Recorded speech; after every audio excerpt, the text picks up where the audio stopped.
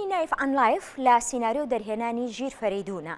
ئەم فیلمە باس لە کوڕێکی گەنج دەکات لە ناو زیندادا کە چۆن هەوڵ دەدات خۆی دەرباسکات لە زیندان لە ڕێگەی کتێب بخوێنەوە. ئەم فیلمە بەشداری لە چەندین فیستیڤاڵی نێودەوڵەتیدا کردووە و بۆتە خاوەنی چەندین خەڵات.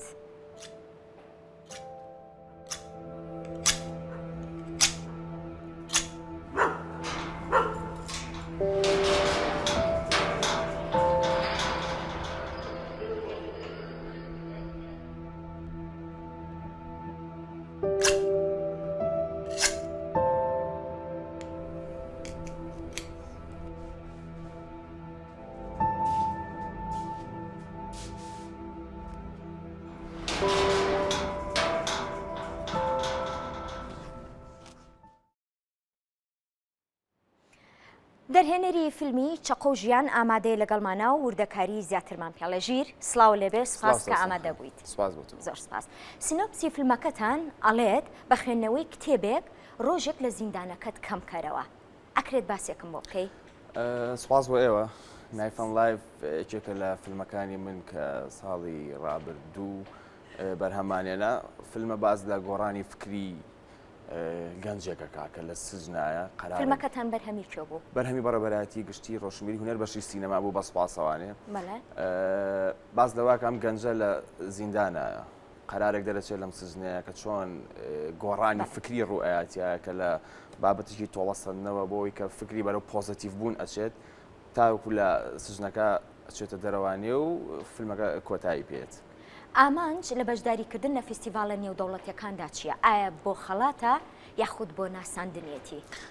بەتەکید هەموو فیلمێک کە تارگەتی تۆ فستیڤال بێت یاوەکو مەسەڵەن بزا لە شۆرت فیلم ئەگەر باسیکەین باسی فیلمی درێژ ناکەین. بۆ شۆرت فیلم ئۆڕێدی تارگەتی تۆ فستیڤالەکانە. بێجگەلەوەی کە تۆ مەسەڵەن ئەکسپرینسی خۆ دەکەی بۆی بەرەو فیلمی درێژ بڕێ. ئەم شۆرت فیلمە کە دروستمان بە دڵنیایی ئەوانە تارگەتمان فستیڤالەکان بوو. ئامانجیش لەوەی کەوەی ئەو ستۆریەشی مەسەلەن یونیڤرس پابلیکە گلۆبەڵە عامە هەموو دنیاە کە هەر وڵاتەوە توانێت لەم جۆرە قانونە جێبەجێ بکات لە وڵاتەکەی خۆی بۆ بەرەو پۆزتیڤ بوونی مجتەماعەکەی. بە دڵنیایی ئەوەیەکێ لە نقاطەکانمان کە ئامانجمان لێ هەبوو ئەوەیە خاڵی دۆمیش فستیڤال و خەڵات چکە خەڵاتیش مەسەڵەن وەکو سیڤیە بێ بۆ دارێکتەر بۆ فیلمەکە بۆ IMDbەکەی بۆ ئەو دوانە بوو. کێن ئەوانی بەشداریان لەم فیلمەدا کردووە؟ ئەم فیلمە تەقریبی 40 کەس بە کاست و کرۆوان ینی بەردەمی کامێرا و پشتی کامێرا بە سوپاسەوە ئیشان تیا کردووە. پرۆدەکشن هاوسی ساڤۆ فیلمەکەی بەرهەمهێنا وەکو ئاردارێکتەر و مەسەڵەن سینەماتۆگرافی و ئاکتەرۆوانە بە هەمووی بە سوپاسەوە هەمووی بە ڤۆڵەنتێر بوون بە خۆبەخش هاتن یارمەتیانین هەمومان پێکەوە ئەو فیلمەمان دروست کردووە. بیرت لەوە نەکردوێتەوە ئەم کورتە فیلمانت بکەیتە فیلمێکی درێژ واتە فیلمێکی درێژ لە ئایندەدا بەرهەم بێنیت؟ بەدڵنیاییەوانێ هەموو فیلمسازێک کە لە قۆناغی بیدایەتەوە کە دەست پێکا بە شۆرت فیلم تارگێتەوەی کە بچێت بۆ فیلمی درێژ و بۆ دراما و بۆ ئەو شتانە. پلانمان ئەبێت ئیتر نازانین ئەگونجێ یا ناگونجێ بەڵام لە مستەقبەلا بەدڵنیە هەموو فیلمسازێک ئەچێت بۆ فیلمی درێژ. ئەو خەڵاتانە کامانە بوون کە ئەم فیلمە بەدەستی هێناوە؟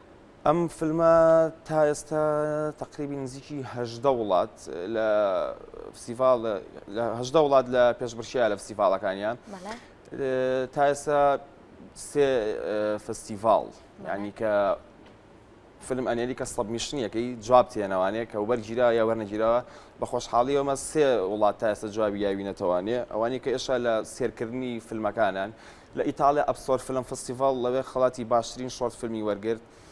تۆکیۆ فیلم فستیڤال لە یابان لەوێش بە هەمان شێوە خەڵاتی باشترین شۆرت فیلمی وەرگرت. لە تازەترین خەڵاتمان مەدرید ئینتەرناشنال فیلم فستیڤال لەوێ نۆمینەی بوون ینی کاندید بووین بۆ 3 خەڵات مەسەڵەن دایرەکتەر و فۆتۆگرافی وەکو دیۆپێکە نۆمینەی خەڵات بوو و ئەکتەرەکەمان لەگەڵ پرۆدەکشن دیزاینەکەمان لەو 3 خەڵاتە خەڵاتی باشترین ئەکتەری وەرگر فیلمەکە. سەرکەوتنەکەی ئەگەڕێنتەوە بۆ سیناریۆکەی یا بۆ بەرهەمهێنانەکەی یان بۆ دەرهێنانەکەی؟ پرسیارێکی ناگەڵی دەرهێنانەکەی ئەوانی کە لای ناشتیوانە پرۆسەی دروستکردنی فیلم هەموو یەک پاکێجی کاملە ینی ناتوانین بەسمە ئەوە بڵێن 100% ناتوانین مەسەڵەن سکریپ هیچ قسەیشی هەیە ئەڵێ فیلم لە فیلمان سێشت زۆر گرنگە یەکەم سکریپت دووەم سکریپت سێم سکریپت سکریت بەشی گەورەیەتی بەڵام پارالێل لەگەڵ ئەمەیە دایرەکتینیش بە هەمان شێوە یەک تەواوەکەن لەگەڵ ئەمەیە پرۆدەکشنەکە کە ئەڵەسێ بە دروستکردنی ئەو فیلمە سینماتۆگرافەکە کێیە پرۆدەکشن دیزانەرەکە کێیە فیلم تیمۆرکە ینی ناتوانانی بەتەنیا بڵێ من یا ئەو یا ئەو هەمومان بێکەوە گەر بە باشی ئیشەکەکەین فیلمی باش دروستەکەین هەر یەکە و لە شوێنی خۆیەوە خەریک بێ تەزارب دروستە بێ ناتوانێت فیلمێکی باش دروستکەین خوێندنە ئەکادمیەکان لە باشووری کوردستانە چۆنە بینیت ئایا تۆوەکو خۆت نمونەی ئەوەی کە ئیسیفادەت لەو خوێندنە کردبێت بەدڵنیاییەوە بوونی ئەکادیمیای فیلمسازی لە هەر شوێنێکا بێ هەر وڵاتێکا بێ هەر شارێکا بێ زۆر گرنگە لەبەرەوەی دوو خەت هەیە ئەکسپریەنس کە بەوەی خیبرە و ئەزمون و کە مەسەلەن هاوی ئیشەکەی لە دەرەوە ئەمە لێرە مەسەلەن پاکێجێکمان هەیە پاکێجێکی تر کە تۆ بە عیلمی فێریەبی بە عیلمی چاوێکی تر تەیاتێ بە عیلمی ئەزانی مەسەن چۆن دایرەکتینێکی زانستیانەکەی من دایمە ئەو قسەیەکەم ئەڵێم هونەر زانستە ئێستا مەسەلەن دەرهێنانی فیلم زانستە ئۆکەی خۆی هونەرە بەڵام لەناو هونەرە ئێستا عیلم هەیە چۆن فیلمێک بە شێوەیەکی زانستی دروست ئەەکەی دایرەکتینی بۆکە یا مەسەلەن مۆنتاژێکی یا مەسەلەن سینەماتۆگرافی مەسەلەن پرۆدەکشن دیزاین چۆن ئەماکەی بوونی ئەکادیمیا کە دروست بۆ لێرەیە و بە خۆشحاڵیەوانی و سپاس بۆ مامۆستاکان بەندەیەکێکە لەوانی بەشی فیلمسازی دەرهێنانم تەواو کردووە سوودێکی زۆری هەیە ینی چاوێکی تر تەیاتی ئەزانی بە شێوەیەکی عیلمی چۆن ئیشکەی و لوغەیەکی سینەمایی فێرە بیت کە ئەگەر زمانێکی تریش نەزانیت لەگەڵ هەر پرۆدەکشنێکی دەروە دروستکەی کۆنتاکتی شووا دروستەکەی لەگەڵیا کە بتوانی لە یەک تێبگەن ئەگەر زمانیشتان نەتوانەوەی بە یەک قسە بکەن ژیر لە ئێستادا سەرقاڵی چییە؟